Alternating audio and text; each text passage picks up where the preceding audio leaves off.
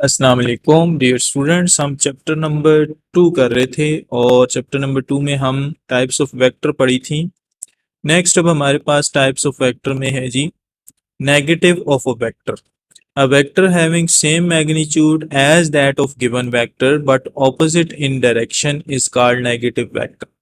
एक ऐसा वेक्टर जो दिए गए वेक्टर के मुकाबले में मैग्नीट्यूड में तो सेम हो लेकिन डायरेक्शन उसकी ऑपोजिट हो, उसे हम कहते हैं जी नेगेटिव वेक्टर। मिसाल के तौर पर ये दो वेक्टर आपके सामने, ये बी वेक्टर है इसकी और इस माइनस बी वेक्टर की दोनों की सिमत बराबर है, लेकिन सॉरी दोनों की मैग्नीट्यूड बराबर है क्योंकि लाइन की लंबाई दोनों की सेम है जबकि डायरेक्शन दोनों की ऑपोजिट है। तो ये दोनों वेक्टर एक दूसरे के हिसाब से नेगेटिव वेक्टर होंगे। तो नेगेटिव वेक्टर एक ऐसा वेक्टर होता है जो दिए गए वेक्टर के मुकाबले में मैग्नीट्यूड में तो बराबर हो लेकिन सिमत में मुखालिफ हो, उसे हम कहते हैं नेगेटिव वेक्टर। ठीक है जी। तो यानी सिमत मुखालिफ होगी, लेंथ सेम होगी, तो ऐसे वेक्टर को हम नेगेटिव वेक्टर बोलेंगे। Next magnitude sorry component vector क्या होते हैं? A vector can be resolve into two or more vector which have the same combine effect as that of original vector. किसी भी वेक्टर को दो या दो से ज्यादा हिस्सों में ना आप तोड़ सकते हैं, कोई भी एक वेक्टर। अब जब आप किसी वेक्टर को दो हिस्सों में तोड़ते हैं तो उन दो हिस्सों को जब मिलाया जाए तो आपको एक असल वेक्टर मिल जाता है। ठीक है, जिस वेक्टर को आपने तोड़ा होता है तो उस वेक्टर को यानी वेक्टर के वो हिस्से जो कि मिलकर असल वेक्टर बना दें उनको हम कंपोनेंट वेक्टर कहते हैं।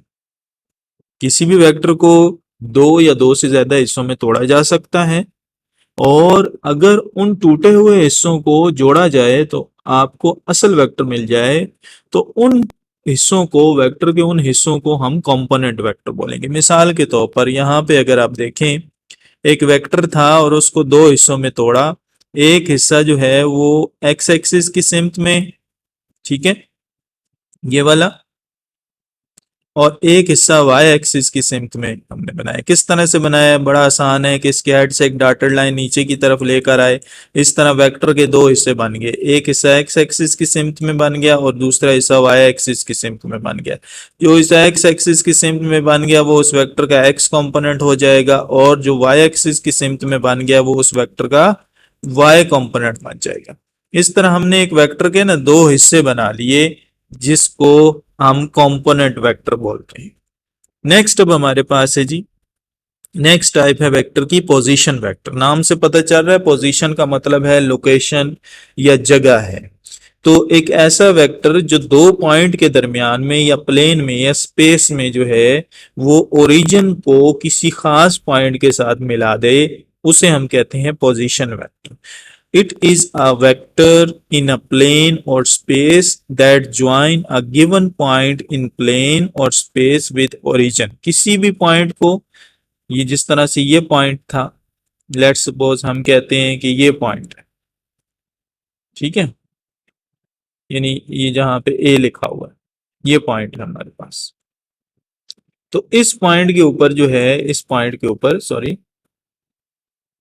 इस पॉइंट के ऊपर जो है वो हम कहते हैं पोजीशन को रिप्रेजेंट करना है तो हम ओरिजिन से एक वेक्टर ड्रा करेंगे और ये ओरिजिन से जो वेक्टर हमने ड्रा किया ये ओरिजिन से लेकर इस पॉइंट तक की पोजीशन को रिप्रेजेंट कर रहा है। तो ऐसा वेक्टर जो प्लेन के अंदर मौजूद दो पॉइंट के दरमियान डिस्टेंस को बता दे या दो पॉइंट के दरमियान पोजीशन को बता दे, उसे हम कहते हैं जी position vector.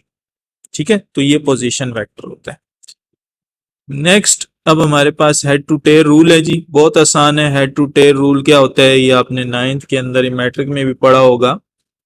Head to tell नाम से पता चल रहा है यानी एक वेक्टर के हेड को दूसरे वेक्टर की टेल से मिला देना है। जिस तरह से ये पहला वेक्टर लेट्स सपोज बी था, तो बी वेक्टर के हेड से अगले वेक्टर यानी जी वेक्टर की टेल को मिलाया, हेड टू टेल रूल चल रहा है जी। फिर जी वेक्टर के हेड से वी वेक्टर की टेल को मिला दिया, इसी तरह ये जब तीनों वेक्टर को आपने मिला दिया तो आखिर में आपको रिजल्टेंट वेक्टर बनाना पड़ता है। ठीक है, हेड टू टेल रूल का आखिरी जो रिजल्ट होता है उसमें आपको रिजल्टेंट वेक्टर बनाना होता है। अब वो किस तरह बनाएंगे कि रिजल्टेंट वेक्टर की टेल पहले वेक्टर की टेल के साथ मिलनी चाहिए और उसका हेड आखिरी वाले वेक्टर के हेड से मिलना चाहिए।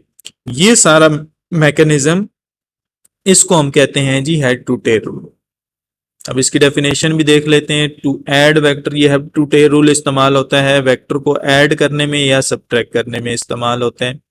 To add two vectors, head of first vector join with tail of second vector and the head of second vector join with tail of third vector.